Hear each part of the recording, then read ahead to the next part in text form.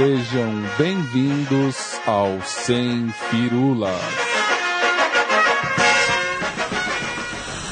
Ele na ponta direita para Humberto, recebeu, é perigo para o Flamengo. A Luiz Carlos de fora da grande área para a Napolina, tirou, gol!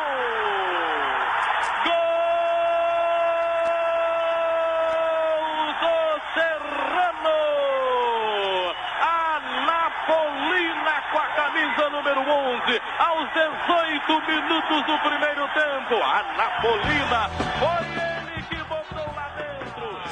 Olá, amigos ouvintes da Central 3, este é o podcast Sem Firulas, edição número 28. Eu sou o Fábio Felitti, aqui na mesa técnica comigo está o Lucas e tem a companhia dos colegas Rafael Cap, Guilherme Dorff e André Vidiz. E o programa e o gol de abertura do programa de hoje foi assinalado pelo Anapolina no Serrano e Flamengo de 1980. O resultado, que foi 1-0 para o Serrano, impediu que o Flamengo pudesse seguir na luta pelo tetracampeonato carioca daquele ano.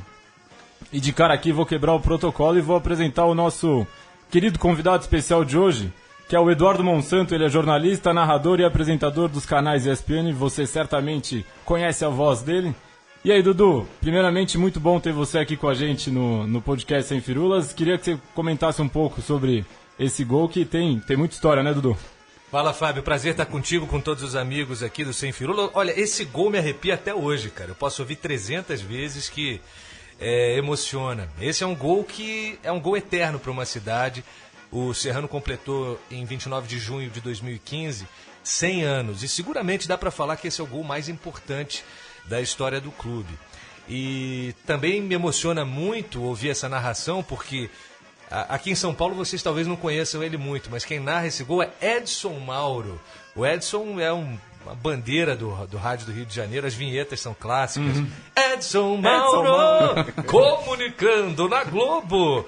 Sim, são 315 mil anos ouvindo esse cara.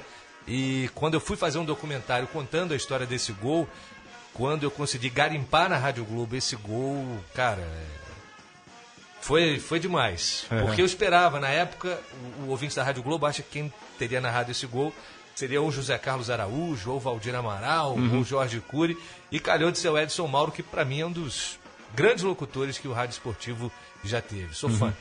Você falou aí do documentário que você fez, né? Foi o seu trabalho de conclusão de curso da faculdade? Exatamente. Trabalho meio mambembe, né? Na época eu fiz com uma câmerazinha 8mm de vídeo.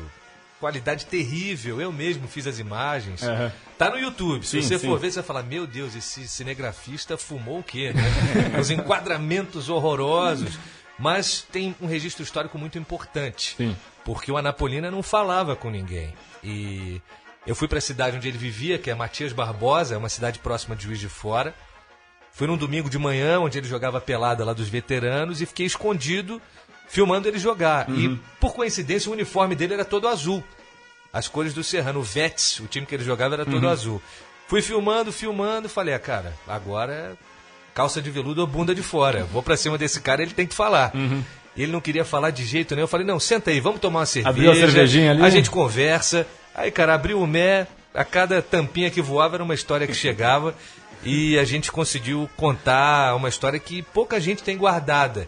Ele morreu em 2013, então esse documentário passou a ter para mim um valor ainda maior para todos os serranistas também, né? Porque criou-se um folclore tão interessante, porque o Anapolina era o terceiro reserva da ponta esquerda. O titular, que era o Bernardo, foi vendido para a Espanha, para o Múrcia. Aí o Oswaldo, que vinha logo de seguida, não treinou tão bem. Ele arrumou uma correria danada, o Anapolina, no coletivo apronto para esse jogo com o Flamengo, e acabou entrando. E o mais louco é que ele era torcedor do Flamengo. E aí ele vai, mete o gol, aquela desgraça. No dia seguinte, o Muro da Gávea pichado, Tetra Anapolina. O pessoal pichando lá para provocar os rubro-negros. E, cara, é um episódio super marcante. Na cidade de Petrópolis criou-se o folclore de que o pai dele seria torcedor do Flamengo, que teria expulso ele de casa. A história do sogro também? Do sogro. A mulher tinha terminado com ele também, porque era rubro-negra. Então criou-se um folclore tão grande que quando eu consegui encontrá-lo, até para ver o que era verdade e o que foi inventado, foi um barato. Foi uma grande experiência, por mais tosco que seja o documentário, assim, jornalisticamente, para mim, ele tem é uma obra histórica, um valor sentimental muito grande. Pra quem quiser buscar no YouTube, chama 1-0 a história de um gol. Isso aí. É isso aí. E aí, Guilherme Dorff, o que você tem a dizer sobre esse gol do Anapolina? Muito boa noite. Muito boa noite, Fábio Felitti. É um prazer fazer esse programa ao lado de vocês e ao lado do Dudu. O Fábio Felitti nos obrigou a ver esse documentário como lição de casa, porque aqui a gente, quando vai entrevistar alguém, a gente tenta reconhecer e ver tudo o que a pessoa fez. Ainda bem que o documentário é pequeno, hein? Deu pra fazer na hora do almoço hoje. O pessoal foi no Netflix, não achou, sabe, Dudu? Pô, onde eu acho esse documentário? Pô, Netflix, que lado você tá, né? Agora, você tava comentando das imagens, a primeira coisa que foi interessante, o efeito que causou em mim foi ver no YouTube um vídeo que começa com aqueles tubos coloridos, que eu acho que as crianças hoje em dia nem devem saber o que é, assim, foi uma coisa bem nostálgica. E foi muito bacana. Eu fui pesquisar um pouco da história do Serrano, além de ver o documentário. E para falar desse gol, além do Acácio, do Attila e do Anapolina, que a gente vai falar muito, me chamou a atenção que jogaram outros atletas históricos lá, como o Garrincha. Verdade. O Kevin Kurani, que na maravilhosa Wikipedia eu descobri que além de brasileiro e alemão, ele tem mais duas nacionalidades. Panamenho também. Panamenho e também húngaro, que foi o que eu descobri hoje. E também o Leandro Ávila, que foi peça-chave do Botafogo de 95, que a gente já discutiu muito aqui. É um prazer estar do lado do Dudu. A última vez que a gente se encontrou, eu elogiei uma entrevista que ele deu para a primeira edição da Corner. Achei que ele foi muito corajoso ao expor algumas coisas e espero que a gente possa questionar ele e ele fale bastante coisa hoje também. Claro, cara, aqui a gente não corre do pau, não. O que tem que ser dito é falado. Você pode ficar sossegado quanto a isso aí, porque... opinião, cara, a gente tem as nossas, né? E sempre que perguntam, acho que a gente não deve se omitir, não. Especialmente quando a gente é formador de opinião, quando a gente tem muita gente acompanhando o nosso trabalho. Então, tô aqui para responder tudo aquilo que vocês quiserem. Opinião também é o nosso esporte, né, Dudu? Opa, claro. Boa noite, Rafael Cap. E aí? Tudo bem com você, Cap? Tudo certo, maravilha. Um pouco triste apenas por um detalhe que essa semana teremos a semifinal do Campeonato Paulista, um clássico sem visitante. De resto, tudo ok. Boa noite, ouvintes sem firulas. Sobre esse gol, o que eu tenho para falar é que ele evitou o tetracampeonato. Isso aí. Que seria a penta, em 81. Exato. Em 80 acabou que o título ficou com o Fluminense. O gol do Edinho, cobrando uma falta contra o Vasco, acabou determinando ali o título do Flu. Então estragou aí em dobro o tetra e o penta. E procurando, aqui o Dudu é a melhor pessoa para me corrigir se eu estiver errado, eu descobri que naquele jogo nós tivemos 14.994 torcedores. E 6 ingressos inutilizados. Agora, quem foi o desgraçado que estragou esses ingressos, que eu queria ter pelo menos um guardado para mim, né? E eu também encontrei que o Serrano disputou a primeira divisão entre 79 e 81. Procede, então, é isso aí. Ele subiu realmente para estragar a festa do Flamengo, até porque no campeonato de 80 ele terminou em 7º lugar. Foi. Então o objetivo realmente foi entrar, estragar a festa do Flamengo e ponto, e fez muito bem feito. E é isso que eu tenho para falar sobre esse gol do Anapolina. A classificação do Serrano foi tão boa que depois ele jogou a Taça de Prata, né, que era o equivalente à Série B de hoje. Naquele regulamento de antigamente, né, o time indo bem na primeira fase, subia para a Taça de Ouro, quem ia mal na Taça de Ouro descia para a Taça de Prata. Era uma grande orgia, né, de regulamentos que o pessoal fazia ali nos anos 80. Sorte de vocês que são bem mais novos, que vocês não viveram tudo isso, porque quando chegava a hora de comprar placar para saber como é que ia ser o campeonato, meu pai do céu, são 95 times. E não, rapaz, esse ano, até a Copa João Avelange, que não é tão antiga assim, mais de 100 clubes. Os módulos coloridos. Isso. Então, ainda temos muitos regulamentos esdrúxulos, mas pelo menos a gente vive um tempo um pouquinho melhor pós-estatuto do torcedor, né? Boa. Ô, Dudu, eu fiquei pensando que quando você falou que 6 pessoas não entraram no Atílio Marotti, que é o estádio do Serrano, o pessoal lá na cidade brinca muito. Eu tava naquele jogo, porque aqui em São Paulo é assim, todo mundo viu o gol do Pelé na Javari, né? A Javari deve ter a capacidade, se todo mundo que contou que foi, tava lá mesmo, 60 mil, 70 mil pagantes. Arena Javari, daqui a pouco vira Arena. Petrópolis é a mesma coisa. O Atílio Marotti, acho que naquele dia a capacidade era uns 215 mil, porque o que tem de gente... Pô, você fez esse documentário, não me procurou, eu tava lá, eu vi. Aí você pergunta, quanto é que foi o jogo? Acho que o Serrano ganhou de uns 3, né? O cara nem viu o jogo. Né? Mas tem gente em contrapartida que viu o jogo, que conta histórias de bastidores deliciosas, né? Tem um companheiro meu que é jornalista, ele estava acompanhando a raça rubro-negra nessa excursão para ver o jogo. E ele conta que na volta o pessoal parou na estrada, todo mundo bravo, né? O Flamengo perdendo um jogo que não podia perder. E aí os caras da raça roubaram máquina de milkshake. Nossa. E aí a polícia descobriu, quando a polícia parou, os caras jogaram a máquina de milkshake pela janela do ônibus. Aí foram para a delegacia, chegaram na delegacia, depois de muita conversa, o Cláudio Cruz, que era o chefe lá da raça, liberou o pessoal. Aí quando eles estão chegando em Xerém, Joaninha da polícia fecha o ônibus.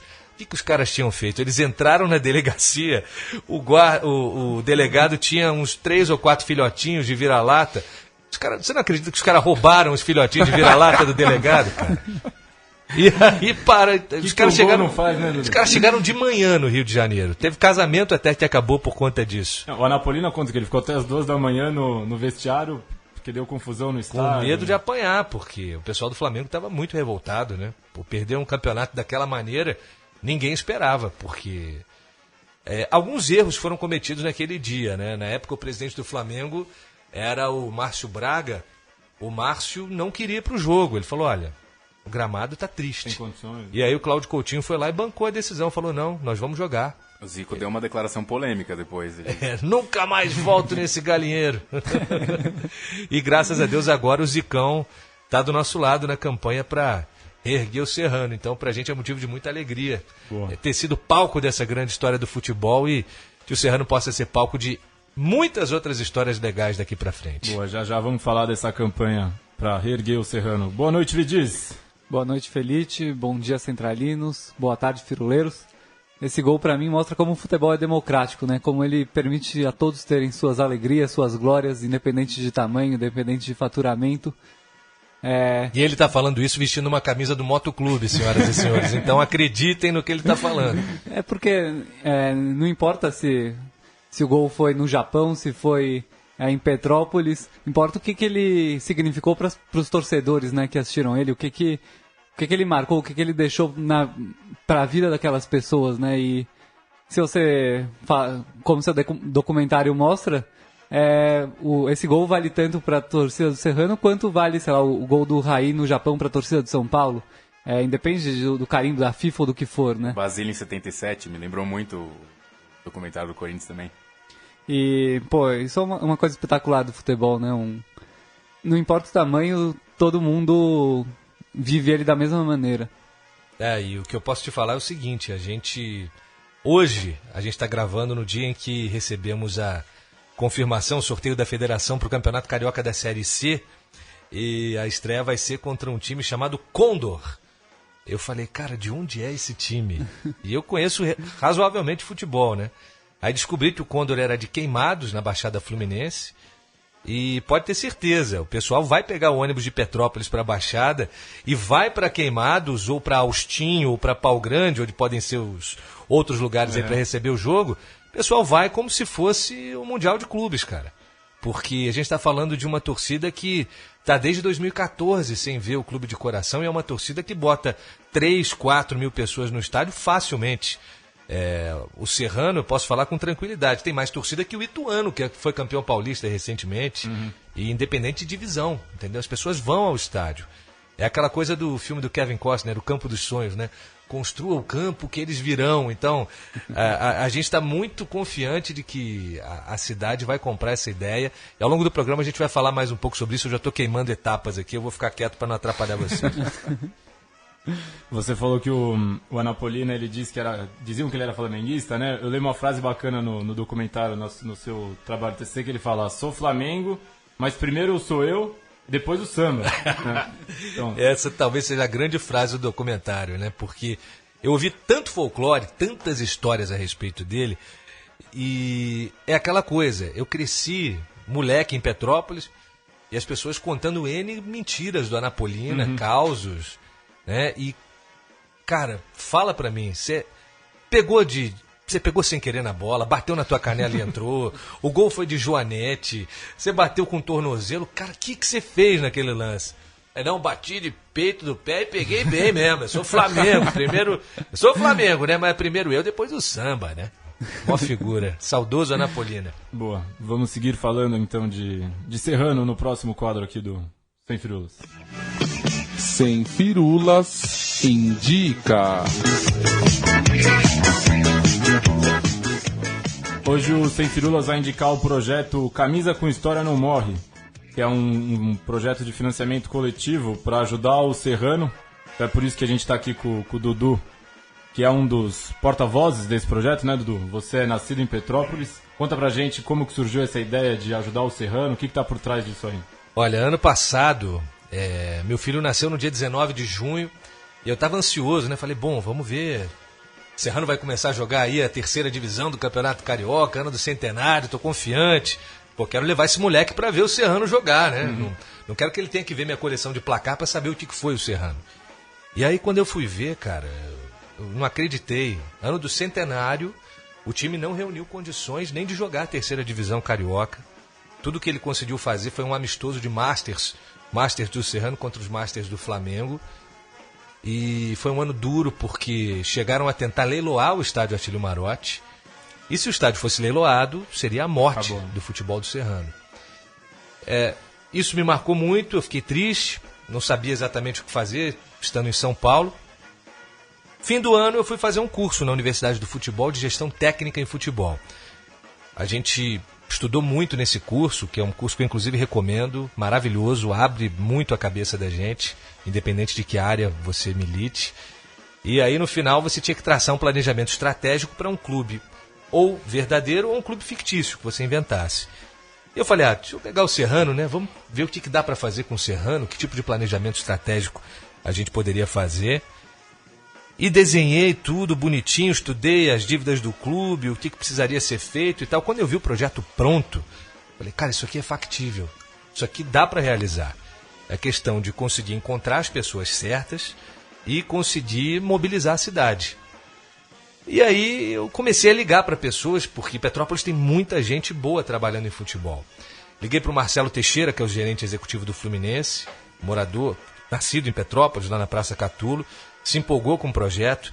Depois fui falar com o Marcelo Veiga, que é o coordenador de base de Xerém, também é de Petrópolis. Falei com o gerente de comunicação do Flamengo, que é de Petrópolis. Tem um advogado do Vasco, também de Petrópolis. E fui ligando para grandes atletas que passaram por lá, o Kevin Curani, o Acácio. E me surpreendeu como todos têm um carinho imenso pelo clube e como é que todo mundo prontamente colocou o time em campo. Não, quero ajudar. O que eu faço? Como é que eu posso te ajudar nesse processo? E a gente formou um movimento chamado Frente Azul. Só que isso começou em março, cara. E dia 19 de março já tinha o primeiro arbitral. A gente falou, cara, o que a gente pode fazer? Por sorte nossa, né, o primeiro arbitral acabou postergando a decisão para abril, para o dia 12. Galera, a gente não tem um mês, mas vamos trabalhar? Vamos criar alguma coisa? E isso, em poucos dias, a gente acabou criando uma campanha de financiamento coletivo, chamada Camisa com História Não Morre, e eu comecei a procurar pessoas de grosso calibre aí do mundo do futebol, e prontamente elas foram me ajudando. Zico, Roberto Rivelino, PVC, Renata Van, Neto, para todo mundo que eu fui procurando, todo mundo se prontificou a ajudar. A gente colocou um vídeo na internet que viralizou, todo mundo ficou querendo saber como ajudar, de que maneira poderia participar, e aí em menos de um mês a gente já conseguiu juntar aí na casa de R$23 mil. É muito pouco perto do que a gente estipulou como meta, que são 250 mil. Para que serviria esse dinheiro? Primeiro, para regularizar as dívidas do clube. O clube devia 45 mil para a FERJ. O clube deve, em dívidas fiscais, aí, se somar tudo, na casa de R$600 mil. A gente teria que readequar o estádio Atílio Marotti para poder atender o estatuto do torcedor e teria que montar um time de futebol profissional, montar um departamento de futebol e montar um time minimamente competitivo, né, para poder entrar na Série C, não só para participar, mas também para conseguir o acesso. Porque o Serrano, o lugar que ele mais passou tempo na vida foi a Série B do Rio de Janeiro. Teve esse tempinho que ele passou na primeira divisão, mas Série C é muito abaixo do que o Serrano merece. Então, a meta assim, de bate-pronto para esse campeonato com 14 clubes é a gente conseguir ficar entre os 4 que vão subir para a Série B no ano que vem. Entendeu? E desse primeiro mês aí que rolou a campanha, já conseguiu a inscrição? A gente conseguiu na 23 mil reais, que a gente vai receber só no final. Aí eu adiantei do meu bolso o dinheiro para pagar essa primeira prestação da dívida com a Ferdi. Foi de R$ 2.500 a primeira prestação. E quando esse pagamento foi feito, o clube pôde se inscrever no campeonato. Entendi. Então a gente conseguiu se inscrever. A gente está aí entre os 14 que vão brigar para subir. E, cara, na cidade só se fala nisso. O torcedor do Serrano tá louco. Tá super empolgado, até por ver a quantidade de pessoas interessantes que estão abraçando a campanha. A última delas foi o Rodrigo Santoro, né? Que é um cara que hoje é o artista brasileiro que tem maior projeção internacional, cara que estrela grandes campanhas, e mandou a mensagem dele. Foi uma coisa que a gente teve que negociar um tempinho, porque ele estava em Los Angeles gravando um filme, e meu irmão estudou com ele, né? Em Petrópolis. E o Rodrigo mandou essa mensagem aqui, ó. Para participar junto com a gente desse movimento para resgatar de uma vez por todas o futebol profissional do Serrano. Camisa com história não morre. Olha, não foi o Rafael que imitou, não. O Rafael é bom locutor aqui, mas esse é o Santoro mesmo. Então, assim, a gente está conseguindo expandir fronteiras aí com essa história. E o mais bacana, meus amigos, é que é um movimento popular. Ninguém precisa de um alfinete do Serrano. Então, isso é o que é o mais bonito da campanha. É o povo abraçando uma instituição combalida, uma instituição que estava às portas assim, de terminar. E, no meu caso, eu não podia me omitir, porque meus avós maternos se conheceram num baile do Serrano. Vamos lá? Meu bisavô foi tesoureiro do Serrano. Primeiro jogo de futebol que eu narrei para televisão foi um jogo do Serrano, na segunda divisão carioca no ano 2000. Tem no YouTube depois para quem quiser dar risada. E o meu trabalho de conclusão de curso, que a gente falou tanto aqui, também foi em cima do Serrano. Então, eu tinha duas opções. Ou cruzar os braços e deixar ir para a vala, ou arregaçar as mangas e arrumar essa sarna para me coçar. Mas é uma sarna deliciosa, está sendo muito gratificante ver o quanto as pessoas querem bem ao Serrano. Então, saber hoje, a gente receber essa notícia de que saiu a tabela, saber que tem um dia para a gente voltar a ver o time em campo, ver aquela camisa azul pesada, com tanta história de novo num campo de futebol, saber que a torcida vai estar na arquibancada de novo. Tipo, tá 2 anos sem jogar, mas tem aqueles torcedores que são clássicos do Serrano, entendeu? Aqueles caras que você sabe que no minuto que abrir o portão do estádio, o cara vai estar lá. Então o time tá parado, mas a torcida não para, não esquece. Vai ser um momento bonito demais, cara. Eu tô muito ansioso por esse dia. Eu acho que o pessoal, para ter uma noção de como estava o torcedor do Serrano hoje, pode pegar aquela imagem do Hooligans, quando os torcedores de Millwall e West não estão esperando o sorteio da Copa e eles se enfrentam e os torcedores ficam ensandecidos. Deve ter sido alguma coisa meio parecida. E só para atualizar, a gente começou o programa com R$ 23.860. Eu tô aqui com o site aberto. Tá subindo. Agora já tá com 23.944.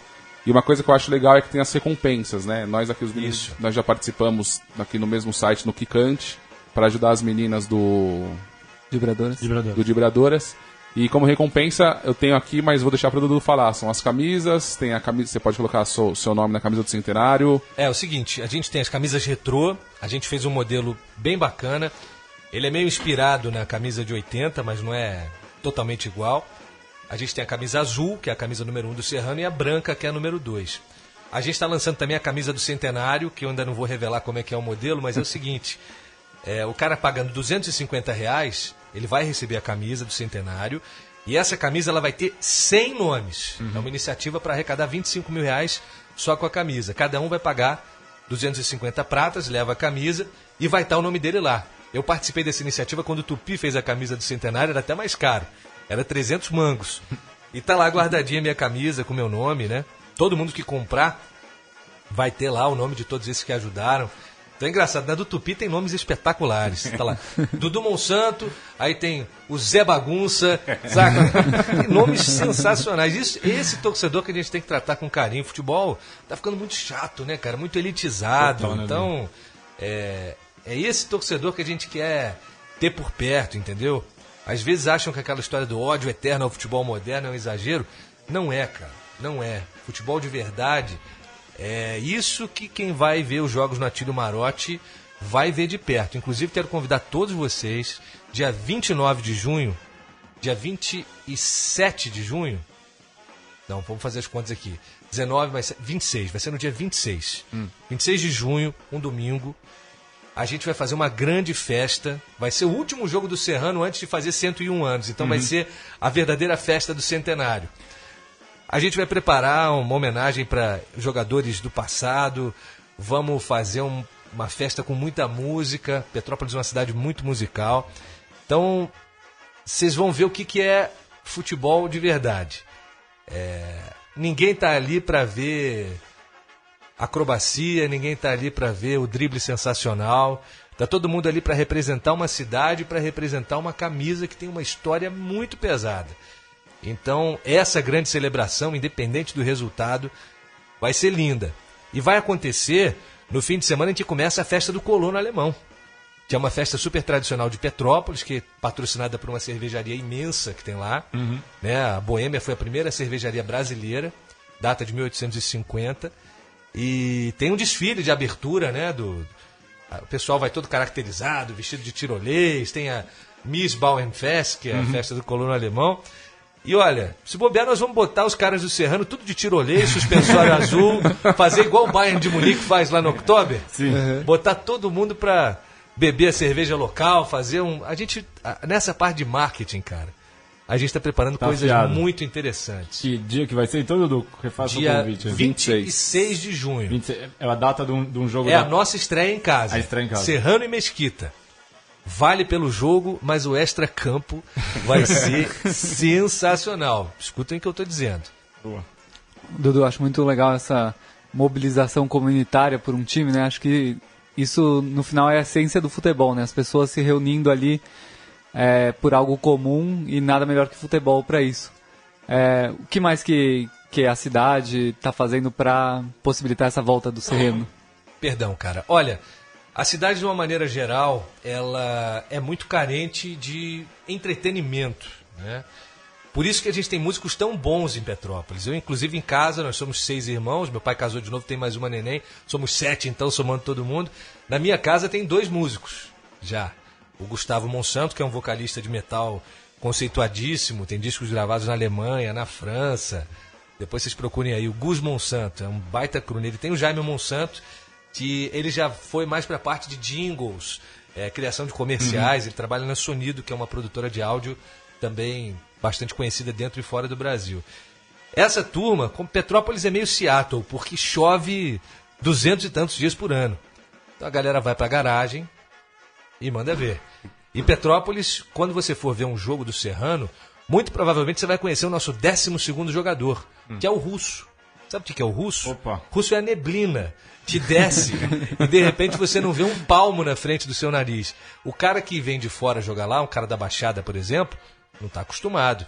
O cara que joga no Serrano, ele sabe exatamente o que o Russo está cobrindo, ele tem o campo na palma da mão, entendeu? O horário é marcado especial para a presença do Russo no segundo tempo ali, né? E tem peculiaridades também. A gente ainda não fechou o horário dos jogos, mas nesse arbitral que eu tive semana passada, encontrei um ex-supervisor do Serrano, Augusto.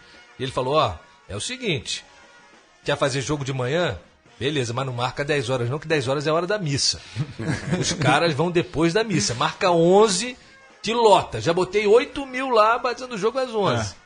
Então tem peculiaridades da cidade que são muito legais. Então, a própria Prefeitura de Petrópolis, ela não atravessa um momento muito bom de grana, então eu acho que não vai haver um apoio financeiro, e eu acho até bom, porque eu entendo que futebol profissional não seja assunto de prefeitura, e até quando vira, a gente tem o que acontece em muitos times aí, que troca o prefeito, o cara não gosta de futebol, de repente o time que está na elite despenca para a 4ª divisão. Você tem o caso do Barueri, né? Por exemplo. Mauro César adora. Então, essa questão, assim, a cidade como um todo é uma cidade que vibra muito com as artes, vibra muito com a cultura, vibra muito com os esportes. E o mais bacana que está sendo feito pela cidade até agora é esse abraço à campanha. Cada um está ajudando na medida que pode, mas como toda cidade média, pequena, o pessoal é meio pé atrás. Quem que está por trás desse projeto? O que esse povo quer? Estranho, hein? O que esses caras estão querendo ajudar o Serrano, hein? Aí tem, viu? Alguma tem aí. Mas na verdade, né, até que as pessoas entendam que a gente só está chegando para agregar, vai levar um tempinho, mas a gente está disposto a a passar por tudo junto para que o torcedor da cidade entenda que é um projeto muito maior. Não estamos pensando só em resultado, não estamos pensando só em colocar um time profissional em campo, a gente está pensando em resgatar um símbolo da cidade, porque se você for a Petrópolis ou viajar em algum lugar, você fala, sou de Petrópolis. Terra do Serrano. Não se fala mais isso. Antigamente era assim, você é de Petrópolis, terra do Serrano. Quando eu falo, eu morava em Juiz de Fora, terra do Tupi. Hoje o Tupi está numa situação que todo mundo conhece o Tupi. Mas o Serrano, com o tempo, isso foi se perdendo e eu não quero que a gente permita que o Serrano vire um time extinto, né? Aquela coisa que pertence só aos livros de história. Pelo amor de Deus, o patrimônio é maravilhoso. A área do estádio hoje é avaliada em 25 milhões de reais. Quer dizer, os corvos da especulação imobiliária já estão de olho ali. Sempre, né, Dudu? Então, a gente tem muita coisa para fazer. Primeiro, colocar o time para jogar, buscar os resultados. E para o ano que vem, o futebol muda um pouco.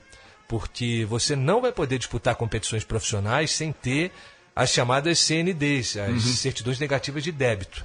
Então, é um ano que é importante conseguir resultados em campo, mas também conseguir ter o dinheiro suficiente para aderir ao Profut, pagar essas dívidas, ter uma perspectiva de ter essa grana para o parcelamento, porque quem não conseguir vai rodar.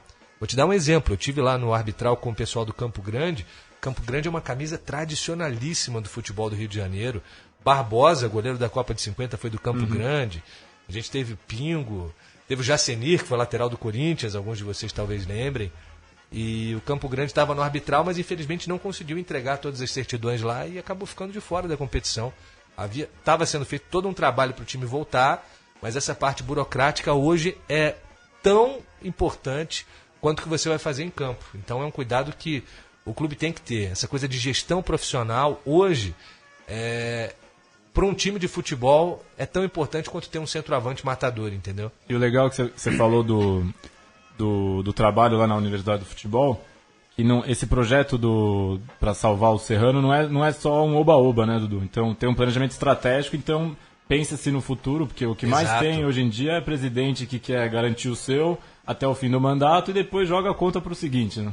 Exatamente. E olha, quanto ao Serrano, o presidente que está lá, o Alexandre Beck, ele fez um trabalho muito importante, que foi o de evitar que o estádio fosse leiloado. No campo, infelizmente as coisas não aconteceram como ele queria, mas no extracampo, o que ele conseguiu de evitar que o estádio fosse leiloado é uma grande conquista. Só de segurar o estádio já... Só de segurar o estádio, de impedir que o patrimônio fosse terminado, foi uma grande conquista. Mas agora, o torcedor, ele não vive só de advogado, não vive de liminares, não vive de conquistas jurídicas. Ele quer ver o time dele todo domingo, quarta-feira. Ele quer poder ir para 16 de março, que é a rua principal lá de Petrópolis, para cornetar o técnico, para falar mal dos jogadores. Pô, aquele 2 é horrível.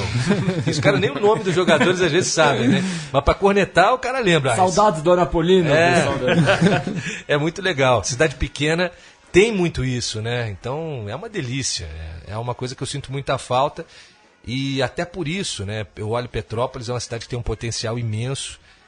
E da Inglaterra está vindo um exemplo que dá comichão. Você fica assim, não é possível.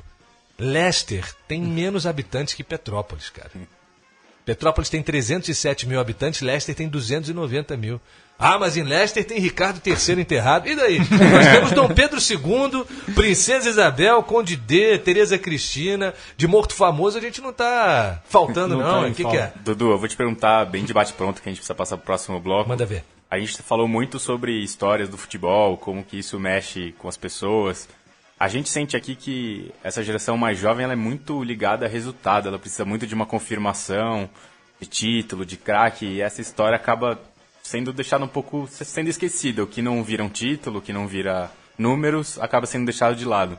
Como que é o desafio de fazer uma campanha na internet, onde são as pessoas jovens que estão mais ligadas nisso, e ter que cativar um torcedor que muitas vezes parece esquecer que o futebol é feito dessas pequenas histórias? Isso é um desafio e tanto mesmo. Quem está guiando muito a gente nas mídias sociais é o Vinícius Mussel, que vocês até conhecem, é um cara que trabalha já com isso há muito tempo, é um apaixonado, está sempre compartilhando coisas de vocês, inclusive, é um grande fã. E ele está fazendo um trabalho muito interessante de aproximação com esse torcedor mais jovem. A gente tem falado mais com os velhões, né? E tem tentado modernizar ao máximo a nossa linguagem, apelando para vídeos, explicando, né? Às vezes acaba ali um Sport Center, eu chamo Juliana Veiga, vem cá, você vai ser minha câmera. Grava aqui, por favor. Aí a Ju fica lá na maior boa vontade, grava às vezes um vídeo explicando como é que está indo a campanha, ou qual que é a nossa meta, o que a gente está procurando. Os componentes da frente azul. Isso, né? Exatamente. Então, a gente está tentando se comunicar bastante com essa geração mais nova, mas sem esquecer do cara que bate ponto, do cara que não tem, às vezes, nem hábito de ver uma internet. Estamos tentando chegar a todo mundo da maneira mais democrática possível. Mas isso que você falou é uma característica de geração, né? A gente vê que... Eu vejo, às vezes, pelos estagiários, né, que estão chegando às redações. Às vezes o cara fala 5 idiomas, o cara estaciona lá na porta da TV um carro muito melhor que o seu, e aí você pergunta, meu amigo, você já andou de ônibus? Você já sujou o pezinho? Já foi numa periferia fazer uma matéria de enchente? Aí o cara te olha assim, como eu fazer uma coisa menor dessa? Aí você fala, não, mas eu preciso que você faz esse roteiro aqui pra mim, xeroca aqui, não sei o quê. O cara te olha assim, mas eu fazer isso? Então, essa geração, ela é uma geração muito exigente e ela não sofre não. Ah, não tá bom pra mim? Dane-se, estou indo embora. E eles não têm esse apego com tradições, não têm esse apego com grandes histórias, né? Elas são muitas vezes limitados ao resultado. Ah, esse meu time aqui tá ganhando tudo. Eu sou Borussia Dortmund agora. Então, dane-se o Serrano. Ah, mas é o time da sua cidade. Dane-se. Não, eu sou Borussia. O cara quer ter o sentimento de ganhar. Mas a muralha amarela, né? Cara, pô, a muralha amarela é muito maior que a máfia azul, a torcida do Serrano. O que é isso? Então, esse vínculo a gente vai tentar trazer e desde o começo explicar. Porque a gente vai ter o cara que é torcedor do Serrano fiel, mas a gente vai ter também o cara que é o consumidor de futebol. É um cara que, tá tendo jogo na minha cidade, eu vou lá ver. E aí o cara tá acostumado a ver na televisão a Série A, quando ele chegar na Série C, ele vai se horrorizar. É um choque de realidade. É um choque de realidade agora. Tem que explicar pro cara, ó, que você tá prestes a assistir aquele aviso. Você está prestes a assistir um outro tipo de esporte. Não se trata do futebol da TV. Aqui é roots. Aqui o negócio é pé preto, entendeu? Aqui não tem frescura. E é esse grande barato. Acho que as pessoas com o tempo elas vão entender que o mais legal é estar todo mundo na arquibancada, que o mais legal é estar mantendo viva uma tradição, que o mais legal é ver que da união daquela porrada de gente vai renascer um time. Isso é importante para o orgulho do Petropolitano, é importante para o orgulho da cidade. Porque a gente olha a primeira divisão do Rio, com todo respeito, a gente tem times de Volta Redonda, Saquarema, Resende. O que a cidade de Petrópolis tem a menos do que essas outras? Ao meu ver, nada. A gente não deve nada para esse pessoal. Então, e é uma cidade que tem um charme, tem uma história linda, tem um potencial turístico absurdo e revela gente boa em todas as áreas. E no futebol não é diferente. E o que estava acontecendo? A gente tem uma liga petropolitana de base muito forte. São 12 clubes que disputam os campeonatos de base lá da LPD.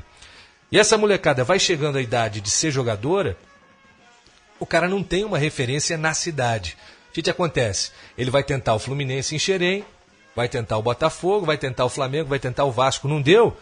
Ele vai fazer um Senai, ele vai ser balconista na Rua Tereza, ele vai fazer outra coisa. Ele talvez não seja tão bom para jogar num time de Série A. Mas será que ele não tem futebol para jogar na C? Do Carioca? Talvez tenha.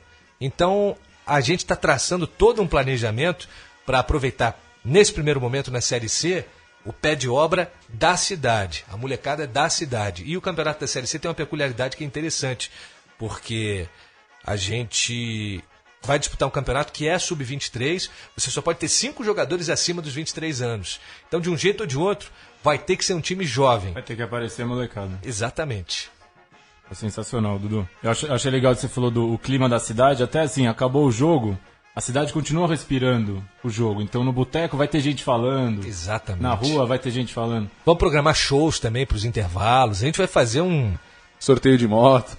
Vamos fazer um fuzuê, cara. Vai ser bem legal. Eu ia te perguntar como que é a rivalidade com o Imperial de Petrópolis, que acho que tá na segunda divisão, né?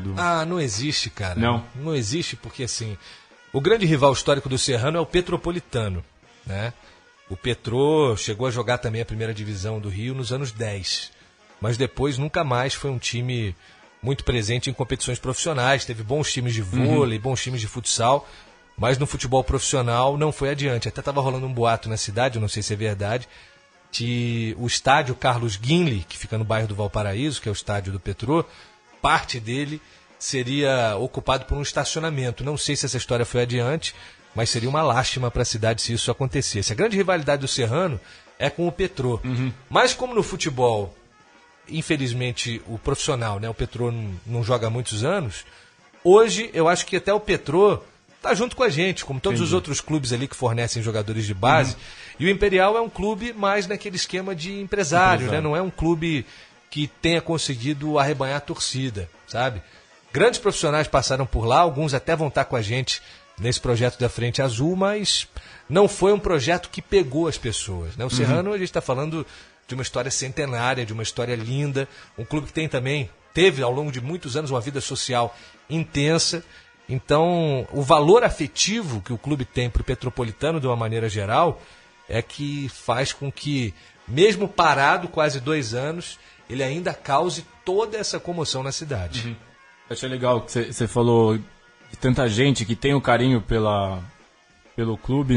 Acho que no segundo vídeo de divulgação apareceu o Rafael, lateral, exatamente, que está na Europa, irmão do Fábio, e ele falou, eu sou de Petrópolis e eu cresci ouvindo falar do Serrano. Então ele, até gente que você nem tem ideia, que tem um carinho forte pelo clube, né? Verdade, o Rafael tá mandando pra gente uma camisa autografada pelo elenco do Lyon todinho. Legal. Mandando um par de chuteiras. Daqui a pouco, lá no nosso site, no Quicante, a gente vai colocar também esse aí em leilão, ou vamos ver quem dá o primeiro lance lá, vamos ver o que a gente consegue levantar de grana. A gente falou de recompensas e esquecemos de citar uma que talvez seja mais icônica, né? Meus amigos, vocês que estão acompanhando Sem Firulas, prestem atenção. Uma das recompensas é uma experiência etílico-futebolística com José Trajano dos Reis Quinhões. Exatamente, o José Trajano, ele vai a Petrópolis em junho, vai estar com a gente lá para um evento, só 5 lugares na mesa, tá? De um jeito ou de outro você vai estar colado nele. 2 já foram, inclusive. 2 já vendidos, só tem 3 lugares. Então a gente tá aí convocando a galera, para quem é fã do Trajano, para quem gosta de um bom mé, né? Vamos ter uma experiência etílico-futebolística com ele lá em Petrópolis. A passagem não está incluída se você não for de Petrópolis, mas de qualquer maneira é uma grande chance para você ir até a cidade, conhecer um pouco mais de Petrópolis. E posso te falar de cadeira que 2 horas com José Trajano num bar valem mais do que muito mestrado, muito doutorado, muito curso de pós-graduação. Os anos que eu passei ao lado dele ali no pontapé inicial, para mim, foram anos de inestimável aprendizado. Que cara genial, que figura maravilhosa. E é muito bom ter o apoio dele nessa história e saber que ele vai estar lá com a gente em Petrópolis. Então você que é fã do Trajano, gosta também de uma cerveja, se não gostar também a gente arruma outra coisa para você beber, não tem problema. É uma iniciativa para arrecadar fundos para o Serrano. Cada um desses 5 lugares custa R$1.000. É caro? É caro. Mas o que você vai poder tirar de onda com essa experiência ao lado do José Trajano, você paga o investimento rapidinho, viu? Boa, sensacional, Dudu.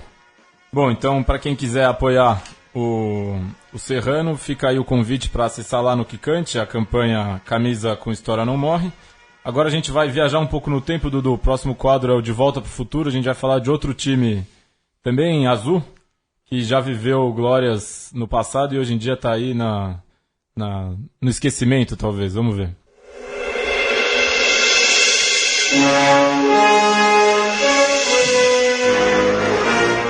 De volta para o futuro. De volta para o futuro dessa semana, mais uma vez o oferecimento da Efemérides do Efemelo, do nosso amigo Fernando Figueiredo Melo. Traz pra gente São Caetano, campeão paulista de 2004, certo, Rafael Cap? Certíssimo, Felite. O São Caetano de 2004 ele fez 14 jogos no campeonato, 8 vitórias, 5 empates, 1 derrota.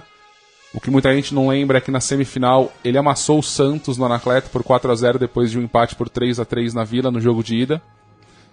O São Caetano ali, ele teve, acho que talvez, os 2 treinadores que de 2004 para cá foram os mais vitoriosos do país. Começou o campeonato com o Tite até a 6ª rodada e depois finalizou com o Muricy. E eu vou fazer questão de ler um trecho aqui que o nosso querido Fernando escreveu, falando desta forma: nesta noite de Cinderela, após algumas frustrações, o beijo no príncipe, finalmente, campeão paulista de 2004. E ele fala após as frustrações, porque o São Caetano vinha... ele já era aquele time... Ele era a nossa portuguesinha de 96, né?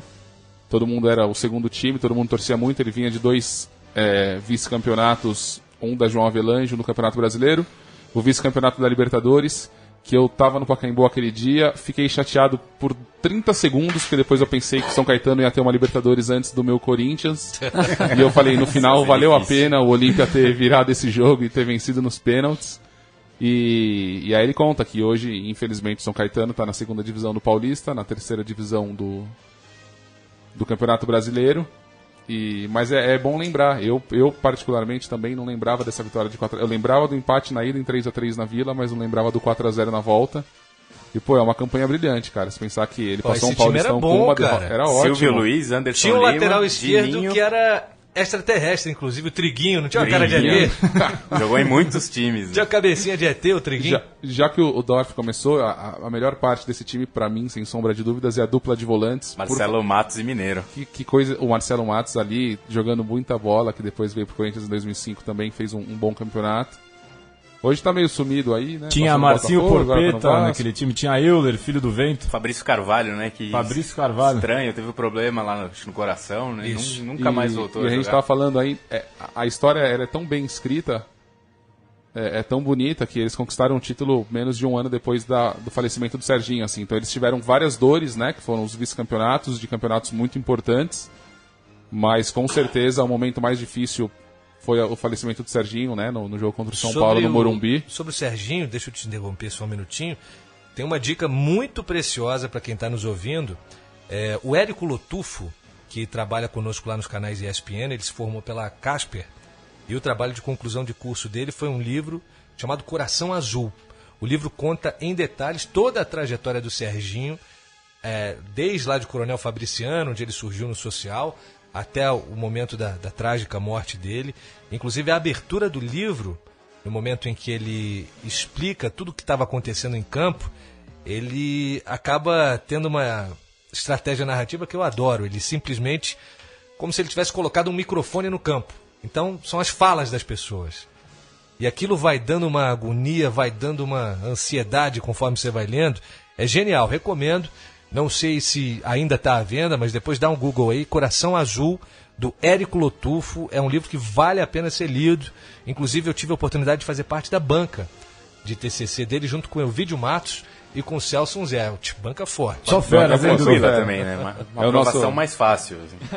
É o nosso segundo Sem Firulas Indica do programa, então, Felite. Boa. O Azulão, só para não passar batido, não deixar passar batido, caiu nas quartas de final da A2, segundona do futebol paulista. E eu acho que esse título de 2004, o Dudu falou do Leicester, podemos comparar com um azarão ganhando um campeonato paulista. A gente falou bastante do Serrano, o São Caetano é muito mais recente, né, Dudu? É de 89, mas também é um caso de um time que não consegue se segurar. O que me dá um pouquinho de agonia no São Caetano é não ter torcida, né? Isso aí é que pega. Tinha a Bengala Azul, né? Lembra da Bengala Azul? Mas deve ter dois integrantes, talvez, hoje. Eles não estão se movimentando muito mais. Não renova a torcida. Depois que inventaram o Viagra, que também é azul, pode ser que a Bengala Azul tenha tido uma sobrevida aí, mas eu não confio muito não, viu? O Anacleto é um estádio legal de se ver jogo, mas nunca estava lotado, né? E com times maravilhosos. O cara não vai ver um jogo com um time daquele, qual jogo que ele vai, né? Eu vi uns 5 jogos no Anacleto e com certeza o jogo que eu passei mais frio na minha vida. Corinthians 1-0 no São Caetano. cruzamento de Rubem Júnior, gol de Rafael Moura, para ter uma noção do quão horrível foi aquela meia-noite de quarta-feira em São Caetano. Boa. Finalizando aqui esse talvez histórico programa Sem Firulas, edição número 28. Muito obrigado, Rafael Cap, Guilherme Dorf. Pô, mas já acabou? André Vediz. Dudu, tudo que é bom dura pouco. É que a gente tá acostumado a fazer aqueles bate-bolas de 15 dias na ESPN. Essa é uma nona edição do bate-bola. Tava começando a esquentar, acabou. Dudu, Obrigadão, gente. Queria aqui agradecer a sua presença, lhe presentear com as bolachas de chopp do Sem Firulas. Aí sim. Então, edição ilimitadas, né? Quem quiser as bolachas de chopp é só mandar a mensagem lá pra página. Pro Guilherme Dorf. Pro Guilherme Dorf. Obrigadão pela sua presença, Dudu. Foi um grande prazer, sempre gostoso poder falar do Serrano e falar de futebol com gente tão qualificada, gente que consegue fazer na internet conteúdo de qualidade, porque na internet eu acho que hoje o mais difícil é conseguir ler coisa boa, porque qualquer imbecil acha que pode escrever ou falar tudo aquilo que passa na cabeça, e realmente ele pode, né? Mas a gente não é obrigado a ler. Quando aparece algo tão legal quanto vocês, a gente sempre curte. Quero agradecer muito aqui o espaço que vocês deram pra gente, poder falar do Serrano, e a hora que vocês quiserem estamos de volta aí pra falar bem da gente e mal dos outros. Valeu, Dudu. E dia 26 de junho vamos lá pra Serrano e Mesquita, vamos pra Petrópolis. Vocês lá, pô. Vamos participar da festa do colono alemão, comer salsichão, tomar chopp e ver o Serrano, se Deus quiser, ganhar do Mesquita. Vamos nessa. Boa. Valeu. Um abraço, ouvintes. Até semana que vem.